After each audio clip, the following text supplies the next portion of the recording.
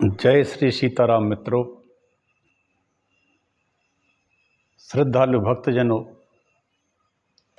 श्रद्धालु सभी सनातन प्रेमी बंधुओं, संपूर्ण देशवासियों, वंदनीय मातृशक्ति सभी को मेरा प्रणाम। मैं टीकमगढ़ मध्य प्रदेश से डॉक्टर राजेंद्र मिश्रा विष्णु महापुराण की कथा नित्य कह रहा हूँ।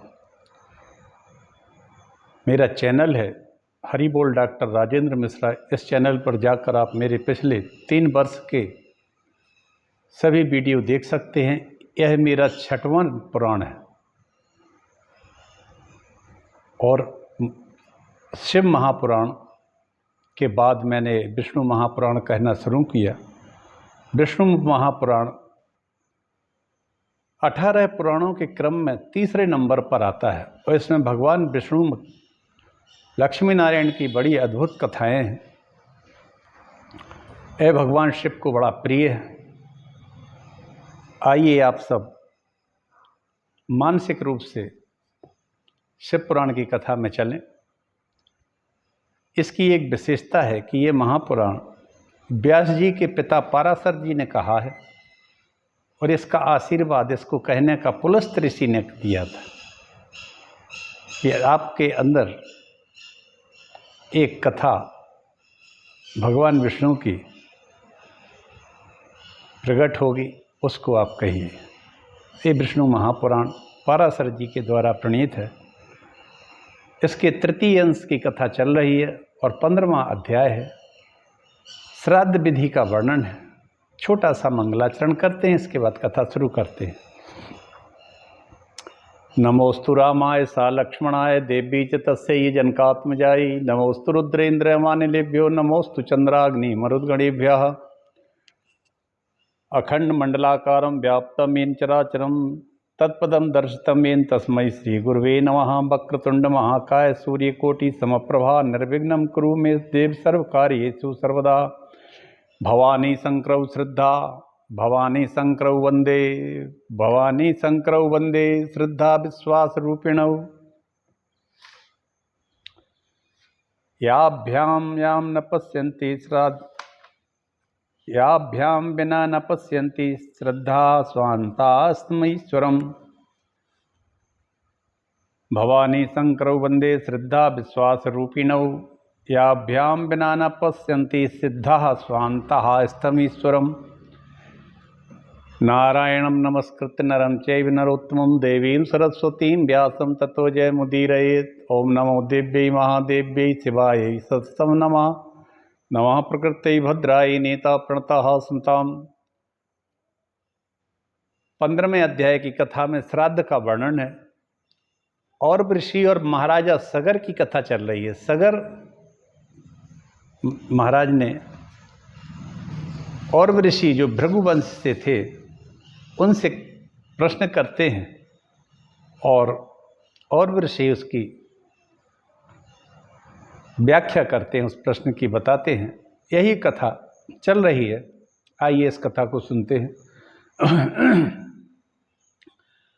श्राद्ध विधि का वर्णन किए कहा है उन्होंने और वो बोले, राजन श्राद्ध काल में जैसे गुणशील ब्राह्मणों को भोजन कराना चाहिए वह बतलाता हूँ।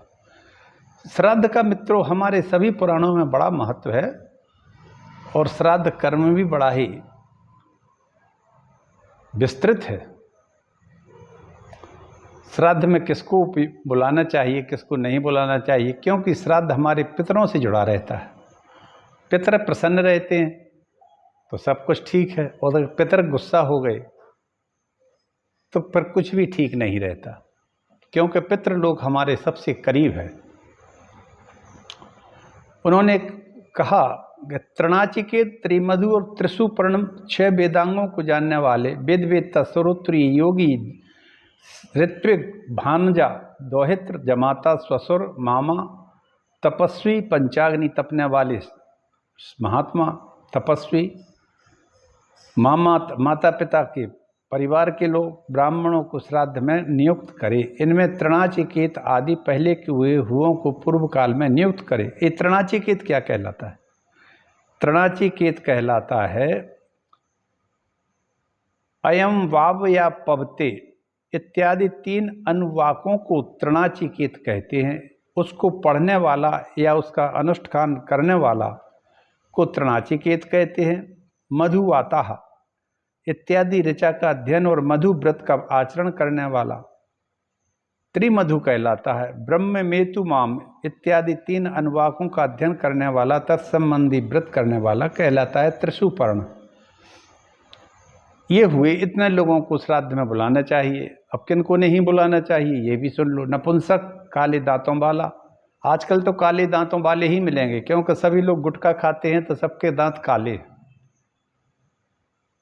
पंडित भी सभी गुटखा खाते हैं, क्षत्रिय भी सभी गुटखा खाते हैं और उन्होंने अपने मुंह के दांतों को काला कर रखा है। वैसे भगवान ने तो इनका सफ़ेद का मुंह बनाया था, दांत बनाए थे, लेकिन गुटखा और शराब के कारण इनके दांत काले हो गए। तो अब श्राद्ध में तो इनको खिलाने का धर्म ही नहीं रहा, खिलाना ही नहीं चाहिए क्योंकि ये गुटखा जो खाते हैं ये ना जाने किन अत्यंत घृणित पदार्थों से बनाए जाते हैं। कुछ तो कहते हैं सुअर के मांस इसमें डला रहता है। अब सत्य असत्य क्या है ये तो भगवान जाने, हमने तो देखा नहीं है। लेकिन गुटखा का मतलब है कि जो जीवन को गुटक ले, पूरे जीवन को ही ख़त्म कर दे, इसका नाम गुटखा है। और आजकल ऐसे है तो काले दांतों वालों को भी श्राद्ध में खाना नहीं खिलाना चाहिए। लेकिन आजकल तो भाई 100 में एक आध व्यक्ति है जो गुटखा नहीं खाता है। बकाया तो भगवान के ही राम जी ही मालिक है। तो एक तो काले दांतों वाले को, नपुंसक को नहीं, कन्यागामी को नहीं, जो कन्याओं को बेच देता है या दुष्ट है। अग्नि और जो वेद का त्याग करने वाला है, जो वेदों को नहीं मानता है, अग्निदेव को नहीं मानता है, उनको भी कभी भोजन नहीं कराना चाहिए श्राद्ध में। जो शराब बेचता हो, जो लोक निंदित हो और जिसकी सारे संसार में बदनामी हो, लोक निंदा करते हो, उसको भी भोजन नहीं कराना चाहिए क्योंकि इससे हमारे पितर कई वर्षों तक कष्ट में रहते हैं। चोर चुगलखोर इनको भी नहीं खिलाते हैं। शूद्र की संतान का पालन करने वाला शूद्रा का पति और देवोपजीवी ब्राह्मण श्राद्ध में निमंत्रण देने योग्य नहीं है। इतने लोगों को नहीं खिलाते हैं। श्राद्ध के पहले दिन तो बुद्धिमान पुरुष श्रोत्रिय को बुला ले। श्रोत्रिय ब्राह्मण जो हैं ये पहले बड़े श्रेष्ठ ब्राह्मण हुआ करते थे, अब नाम के श्रोत्रिय रह गए हैं। अब कोई मिल जाए अच्छा तो बुला लो, उसको निमंत्रित किया जा सकता है। सबसे खराब व्यक्ति वो होता है जो स्त्री प्रसंग करता है, उससे पितृगण ऐसा व्यक्ति जो श्राद्ध खाने के बाद अब स्त्री के पास जाता है तो समझ लो कि अपने पूरे के पूरे पितृ जो हैं वीर्य के कुंड में डूब जाते हैं। इसलिए ऐसे ब्राह्मण को जो या व्यक्ति को कभी श्राद्ध नहीं खिलानी चाहिए जो गृहस्थ हो और उसको ज्ञान ना हो। क्योंकि अगर यदि ऐसा व्यक्ति श्राद्ध करता है तो उसको गायत्री मंत्र के कई हजार जप करना चाहिए और ब्रह्मचर्य से रहना चाहिए, क्योंकि ब्राह्मण के रूप में पितरों को श्राद्ध दी जाती है, ऐसा पाराशर जी कहते हैं। अतः श्राद्ध के प्रथम दिन पहले तो उपरोक्त गुण विशिष्ट द्विज श्रेष्ठों को निमंत्रित करे। यदि उस दिन कोई अनिमंत्रित तपस्वी ब्राह्मण घर आ जाए तो भोजन उसको करा देना चाहिए। जिसको आपने निमंत्रण तो दिया नहीं और वो यदि कोई ब्राह्मण ऐसा आपके घर आ जाता है तो संयोग से ये कहो या धोखे से कहो तो उसका ब्राह्मण को भोजन जरूर करा देना चाहिए। इस तरह से श्राद्ध का बड़ा महत्व है, विस्तार है। हे नरेंद्र, अतिथि का सत्कार न करने से श्राद्ध क्रिया के संपूर्ण फल को नष्ट करता है, इसलिए अतिथि का सत्कार जरूर करना चाहिए। लवणहीन अन्न से अग्नि में 3 बार आहुति जरूर दे। अग्नये कव्य वाहनाय स्वाहा, सोमय पितृमय स्वाहा, वैवस्वताय स्वाहा। इस मंत्र से तीसरी आहुति दे। तदनंतर आहुति से बचे हुए अन्न को थोड़ा थोड़ा सब ब्राह्मणों के पात्रों में परोस दे। आहा, क्या बात। फिर रुचि के अनुकूल अति संस्कार युक्त मधुर अन्न सबको परोसे और मृदुल वाणी से कहे कि आप सभी भोजन कीजिए। फिर रक्षोग्न मंत्र का पाठ कर श्राद्ध भूमि पर तिल छिड़के पितृ रूप से उन द्विज श्रेष्ठों का ही चिंतन करे और कहे कि इन ब्राह्मणों के शरीर में स्थित मेरे पिता, पितामह, प्रपितामह आदि आज तृप्ति लाभ करें। होम द्वारा सबल होकर मेरे पिता, पितामह और प्रपितामह आज तृप्ति लाभ करें। मैंने जो पृथ्वी पर पिंडदान किया है उससे मेरे पिता, पितामह और प्रपितामह तृप्ति लाभ करें। नाना उनके भी पिता विश्वदेवगण परम तृप्ति लाभ करें। समस्त राक्षसगण नष्ट हों। यहाँ समस्त हब्ब कब्ब के भोक्ता यज्ञेश्वर भगवान श्री हरि विराजमान हैं। उनकी सन्निधि के कारण समस्त राक्षस और असुरगण यहाँ से तुरंत भाग जाएं। अंत में ये सदैव सोचना चाहिए, कहना चाहिए कि ये यहाँ भगवान श्री हरि लक्ष्मी नारायण विराजमान हैं और यहाँ से समस्त राक्षस भाग जाएं, भाग ही जाते हैं। जहाँ असुर और राक्षस विष्णु भगवान की नाम से ही भाग जाते हैं और तो ठीक ही है। तदनंतर ब्राह्मणों के तृप्त हो जाने पर थोड़ा सा अन्न पृथ्वी पर डाल दे, आचमन करे। भली प्रकार तृप्त हुए उन ब्राह्मणों को आज्ञा होने पर समाहित चित्त से पृथ्वी पर अन्न तिल के पिंड दान कर दे और पितृ तीर्थ से तिल युक्त जलांजलि दे दे। ब्राह्मणों के जूठन के निकट दक्षिण की ओर अग्रभाग करके बिछाए हुए कुशाओं पर पहले अपने पिता के लिए पुष्प धूपादि पूजित पिंड दान कर दे। तत्पश्चात एक पिंड पितामह के लिए और एक प्रपितामह के लिए दे दे। बुद्धिमान पुरुष इस प्रकार पैतृ और मातामह श्राद्ध का अनुष्ठान करे। श्राद्ध से तृप्त होकर पितृगण समस्त कामनाओं को पूर्ण कर देते हैं। वाह क्या बात! श्राद्ध का अनुष्ठान करने से पितृगण हमारे संपूर्ण कामनाओं को पूर्ण करते हैं। लड़की का बच्चा दोहित्र कहलाता है। लड़की का लड़का और तिल, ये तीन तथा चांदी का दान और उसकी बातचीत करना, ये सब श्राद्ध काल में पवित्र माने गए हैं। ये सब राजेंद्र श्राद्धकर्ता के लिए क्रोध, मार्ग, गमन और उतावलापन, ये तीन बातें वर्जित हैं। श्राद्ध करने में कभी भी उतावलापन नहीं होना चाहिए, क्रोध तो कभी होना ही नहीं चाहिए और मार्ग का गमन कहीं नहीं जाना चाहिए श्राद्ध करने वाले को। तथा श्राद्ध में भोजन करने वाले को भी इन तीनों का करना उचित नहीं है। श्राद्ध में जो भोजन करे वो आराम से करे, जल्दबाजी ना हो, कहीं जाए नहीं। और श्राद्ध भोजन करने के पश्चात क्रोध तो बिल्कुल भी नहीं करे, क्योंकि ये श्राद्ध उनको नहीं है, उनके अंदर स्थित पिता और पितामहों को दिया जाता है। वो ब्राह्मण होना चाहिए, ब्रह्मनिष्ठ, ब्रह्मनिष्ठ हो, ब्रह्म तत्व हो, उसमें ब्राह्मणत्व हो और भक्त हो भगवान का। ऐसे ब्राह्मणों का भोजन कराना सर्वश्रेष्ठ होता है। कुमार्गामी, वेदों को बेचने वाला, नशा करने वाला, ऐसे ब्राह्मण को नहीं देते हैं। गृहस्थ को भी नहीं खिलाते हैं, क्योंकि वो यदि उसको ज्ञान नहीं है तो, क्योंकि श्राद्ध कर्म करने के बाद ब्रह्मचर्य से रहना बहुत जरूरी है, नहीं तो पितर वीर्यों के कुंडों में डूब जाते हैं। हे राजन, श्राद्ध करने वाले पुरुष से विश्व देवगण, पितृगण, पितामह, कुटुंबीजन सभी संतुष्ट रहते हैं। हे भूपाल, पितृगण का आधार चंद्रमा है, पितृगण के आधार कौन है? चंद्रदेव, और चंद्रमा का आधार योग है। इसलिए श्राद्ध में योगी जन को नियुक्त करना अति उत्तम है। हे राजन, यदि श्राद्ध भोज 1000 ब्राह्मणों के सम्मुख एक योगी भी हो तो वह यजमान के सहित उन सबका उद्धार कर देता है। क्या बात है! अब योगी कहाँ से लाएं? योगी क्या क्या कहलाता है? योगस्थ पुरुष, जो भगवान से जुड़ा हुआ हो, योग हो जिसका, उसको योगी कहते हैं, सन्यासी कहते हैं। ऐसा हो तब फिर क्या कहना। और वो बोले, कुछ लोग मांस मदिरा का भोजन करते हैं, मलेच्छ, और क्षत्रिय और कुछ भूभाग ऐसे हैं जहाँ शाक्त नहीं होते हैं, तो वहाँ उस क्षेत्र में मांसाहार का जहाँ प्रचलन है,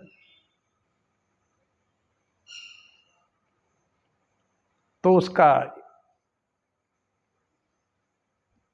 वहाँ उसी तरह से श्राद्ध कर्म में कुछ विहित कर्म किए गए हैं। मांस प्रकरण का उपसंहार करते हुए मनुस्मृति के 5वें श्लोक में कहा है, मनु ने 45 से 56 तक की मांस भक्षण की निंदा और निरामिष आहार की भूरी भूरी प्रशंसा की है। श्राद्ध कर्म में मांस कितना निंदनीय है, यह श्रीमद् भागवत के 7वें स्कंद और अध्याय 15 के इन श्लोकों से स्पष्ट हो जाता है। न दद्यादामिषं श्राद्धे न चाद्यात् धर्म तत्त्ववित् मुन्यन्य ही स्यात् परा प्रीतिर्यथा न पशु हिंसयः नेतादृशः परो धर्मो नृणां सदरमच्छिमिच्छतां न्यासो दण्डस्य भूतेषु मनोव्याकावाक्यज्यस्य यः द्रव्येणक्षरण्यमाणं दृष्ट्वा भूतानि बिभ्यति एष मा अकुरणो हन्या दत्तंजो है ध्रुवम्।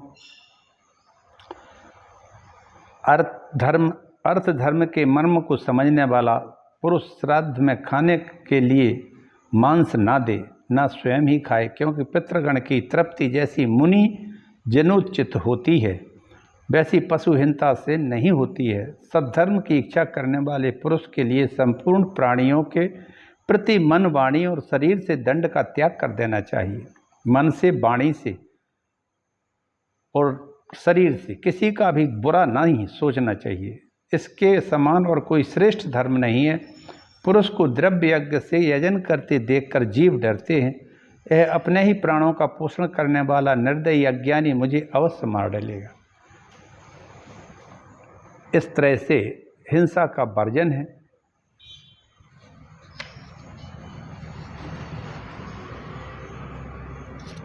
इसलिए पशु हिंसा श्राद्ध में नहीं करना चाहिए। गया में जाके श्राद्ध किया जाता है, वहां पितृगण को तृप्ति देने वाला है।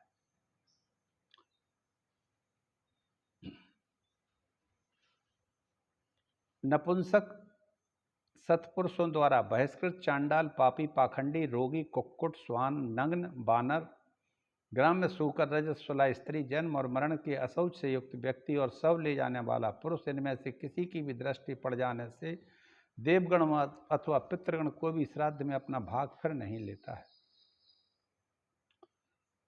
श्राद्ध में इतने लोगों की यदि दृष्टि पड़ जाती है तो पितृगण फिर उसको नहीं लेते हैं। अतः किसी घिरे हुए स्थान में श्रद्धा पूर्वक श्राद्ध कर्म करना चाहिए। हे राजन, श्राद्ध में ऐसा अन्न दे जिसमें नख, केश या कीड़े आदि ना हो।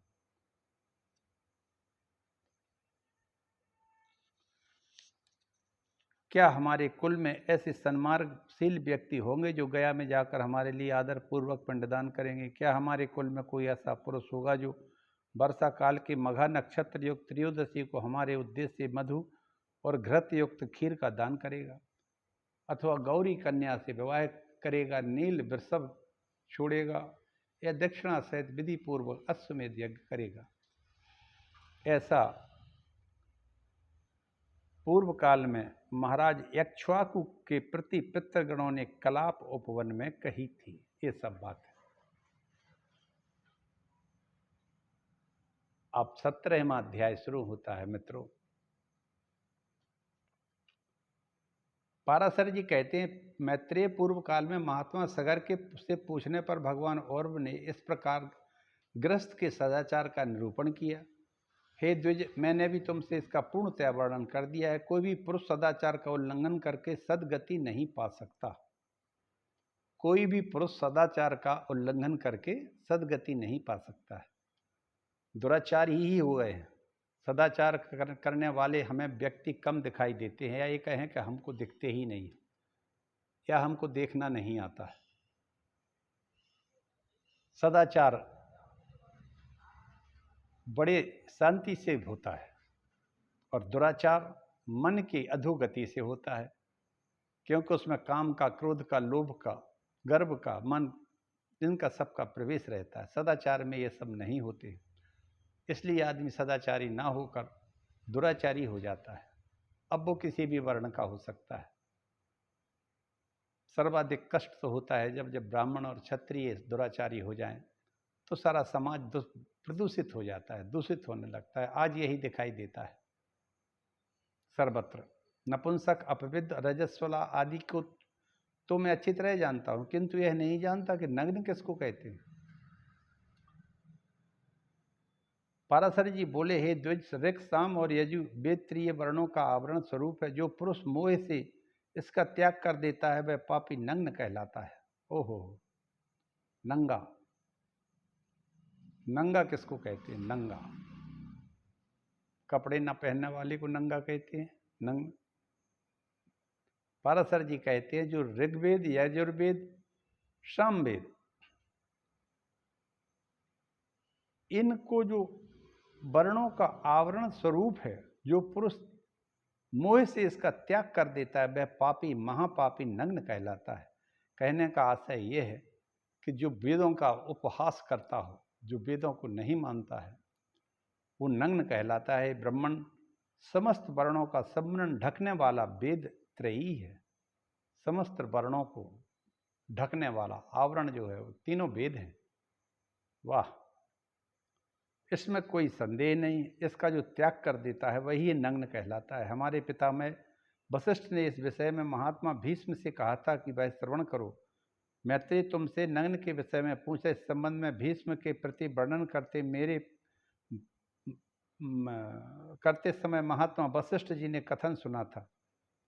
पूर्व काल में किसी समय 100 दिव्य वर्ष तक देवता और असुरों का परस्पर युद्ध हुआ। उसमें ह्राद प्रवृत्ति दैत्यों द्वारा देवगण पराजित हो गए। देवगणों ने क्षीर सागर में तपस्या की, भगवान विष्णु की आराधना किया और इस स्तव का गान किया। देवगण बोले, आराधनाय लोकानां विष्णोरीशस्याम गिरम भक्ष्यामो भगवान अद्य तस्या विष्णु प्रसीदतु। देवता बोले, हे भगवान, हम लोग गोलोकनाथ भगवान विष्णु की आराधना के लिए जिस वाणी का उच्चारण करते हैं उससे वे आद्य पुरुष श्री विष्णु भगवान प्रसन्न हो जाएं, जिन परमात्मा से संपूर्ण भूत उत्पन्न हुए हैं और जिनमें सब लीन हो जाएंगे। संसार में उनकी स्तुति करने में कौन समर्थ है? हे प्रभु, यद्यपि आपका यथार्थ स्वरूप वाणी का विषय नहीं है, तो भी शत्रुओं के हाथ से विध्वस्त होकर पराक्रमहीन हो जाने से कारण हम अभय प्राप्ति के लिए आपकी स्तुति करते हैं। पृथ्वी, जल, अग्नि, वायु, आकाश, अंतःकरण, मूल प्रकृति और प्रकृति से परे पुरुष, ये सब कुछ आप ही हैं।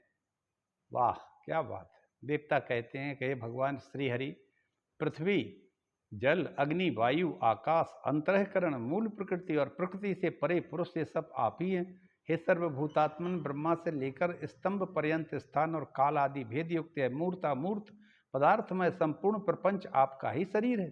आपके नाभि कमल से विश्व के उपकारार्थ प्रकट हुआ जो आपका प्रथम रूप है। हे ईश्वर, उस ब्रह्म स्वरूप को आपको मैं नमस्कार करता हूँ। इंद्र, सूर्य, रुद्र, वसु, अश्विनी कुमार, मरुदगण, सोम आदि भेद युक्त हम लोग भी आप ही का ही रूप हैं। अतः आपके उस देव स्वरूप को मेरा नमस्कार है। हे गोविंद, जो दंभमयी, अज्ञानमयी तथा तितिक्षा और दंभ से शून्य है, आपकी उस दैत्य मूर्ति को नमस्कार है। जिस मंद सत्व स्वरूप में हृदय की नाड़ियां अत्यंत ज्ञान वाहिनी नहीं होती तथा जो शब्दादि विषयों का लोभी होता है, आपके उस यक्ष रूप को भी मेरा नमस्कार है। हे पुरुषोत्तम, आपका जो क्रूरता और माया से युक्त घोर तमोमय रूप है, उस राक्षस स्वरूप को मेरा नमस्कार है। हे जनार्दन, जो स्वर्ग में रहने वाले धार्मिक जनों के यागादि सद कर्मों के फल सुखादि को प्राप्त कराने वाला आपका धर्म नामक रूप है, उसे मैं नमस्कार करता हूँ। जल, अग्नि, गमनीय स्थानों में जाकर जो सर्वदा निर्लिप्त और प्रसन्नता में रहता है, वह सिद्ध नामक रूप आपका ही है। ऐसे सिद्ध स्वरूप को मैं नमस्कार करता हूँ। जो अक्षमा का आश्रय, अत्यंत क्रूर और हे कामोपभोग में समर्थ आपका द्विजिह्वा दो जीभ वाला रूप है, उस नाग स्वरूप को भी मैं नमस्कार करता हूँ। हे विष्णु, जो ज्ञानमय शांत दोष रहित कलमसहीन उस आपके मनुष्यमय स्वरूप को मैं नमस्कार है, जो कल्पांत में अनिवार्य रूप से समस्त भूतों का भक्षण कर जाता है। पुंडरीकाक्ष, आपके उस काल स्वरूप को भी मैं नमस्कार करता हूँ, जो प्रलय काल में देवता आदि समस्त विषयों को सामान्य भाव से भक्षण करके नृत्य करता है। आपके उस रुद्र स्वरूप को मैं नमस्कार करता हूँ। हे रजोगुण की प्रवृत्ति के कारण जो कर्मों का कारण रूप है जनार्दन, आपके उस मनुष्यात्मक स्वरूप को मेरा नमस्कार है। हे सर्वातन, जो 28 बधयुक्त तमोमय और उन्मार्गगामी है, जो 28 बधयुक्त तमोमय और उन्मार्गगामी आपके उस पशु रूप को भी मेरा नमस्कार है। 11 इंद्रियां, इंद्रिय बध, 9 तुष्टि बध, 8 सिद्धि बध, ये कुल 28 बध कहलाते हैं। इनका प्रथमांश पंचम अध्याय श्लोक 10 की टिप्पणी में विस्तार पूर्वक वर्णन किया गया है।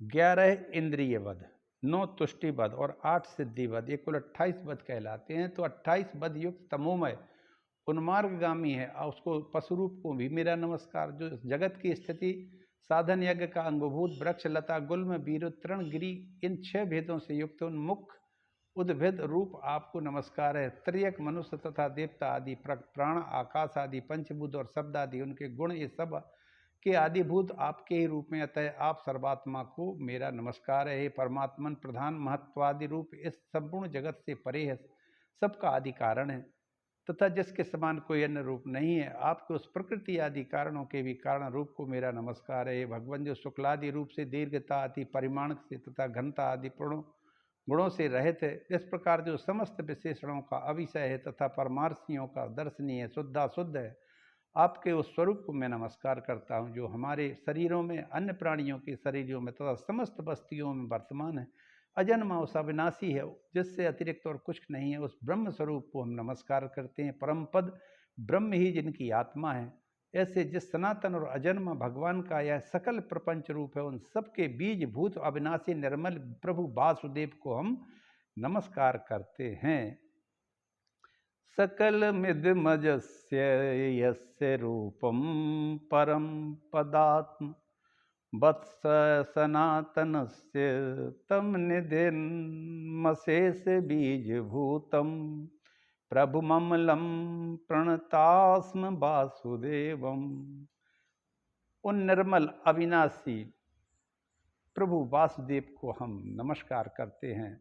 पाराशर जी बोले, हे मैत्रेय, इस स्तोत्र के समाप्त हो जाने पर देवताओं ने महात्मा श्री हरि को हाथ में शंख चक्र गदा लिए गरुड़ पर आरूढ़ हुए अपने सम्मुख विराजमान देखा। वाह! उन्हें देखकर समस्त देवताओं ने प्रणाम करके अनंतर उनसे कहा, नाथ प्रसन्न हो जाइए।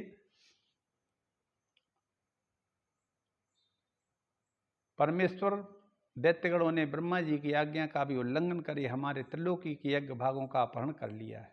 यद्यपि हम और वे सर्वभूत आप ही के अंशज हैं, तथापि अविद्या बस हम जगत को परस्पर भिन्न भिन्न देखते हैं। वाह, क्या बात! ये दैत्य, ये राक्षस, ये आर्य अनार्य, हम सब आपके ही वंशज हैं। लेकिन अब अंतर क्या हो गया है? ये दुष्ट भी आपके हैं और हम भी आपके हैं, देवता भी आपके हैं और ये राक्षस दैत्य भी आपके हैं। लेकिन आपके ही अंशज होने के बावजूद अविद्या के बस होकर हम लोगों ने जगत को परस्पर भिन्न भिन्न देखते हैं। हम जैसा हम दृष्टिकोण रखते हैं, राक्षस वैसा नहीं रखते हैं। जो राक्षस रखते हैं वैसा हम नहीं रखते हैं। शत्रुगण अपने वर्ण धर्म का पालन करने वाले वेद मार्ग अवलंबी तपोनिष्ठ हैं, अतः वे हमसे नहीं मारे जा रहे। हे सर्वात्मन, जिससे हम उन असुरों का वध करने में समर्थ हों, ऐसा कोई उपाय तो बताओ। पाराशर जी बोले, उनके ऐसा कहने पर भगवान विष्णु ने अपने शरीर से माया मोह को उत्पन्न किया और उसे देवताओं को देकर कहा, यह माया मोह उन संपूर्ण दैत्यगणों को मोहित कर देगा, तब वे वेद मार्ग का उल्लंघन करने से तुम लोगों से मारे जाएंगे।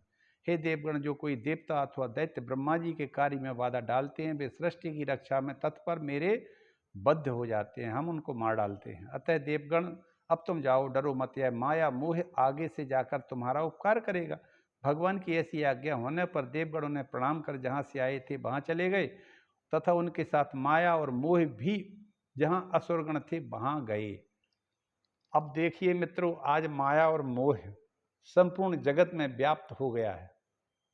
यह पशु पक्षियों में भी है, और पशु पक्षियों में तो एक सीमा तक रहता है, लेकिन मनुष्यों में तो ये माया मोह ऐसे घुस गया है कि आज हम 4 आदमी भी इकट्ठे घर के नहीं रह सकते।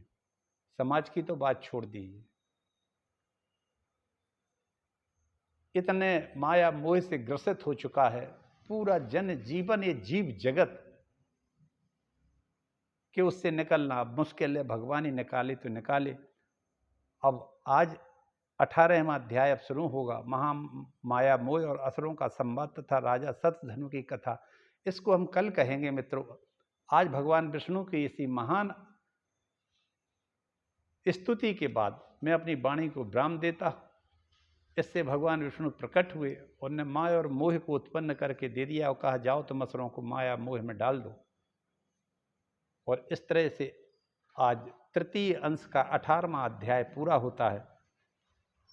हमारे देश पर, हमारे सभी सनातन बंधुओं पर, देशवासियों पर लक्ष्मी नारायण की कृपा बनी रहे। इसी के साथ मैं अपनी वाणी को विराम देता हूँ। और धीरे धीरे अब श्री विष्णु महापुराण की कथा आगे बढ़ रही है। आप लोगों को आनंद आया होगा, आनंद आना चाहिए, क्योंकि लक्ष्मी नारायण ही जगत के पालन करता है। बोली लक्ष्मी नारायण भगवान की जय। हर हर हर महादेव। जय श्री राम।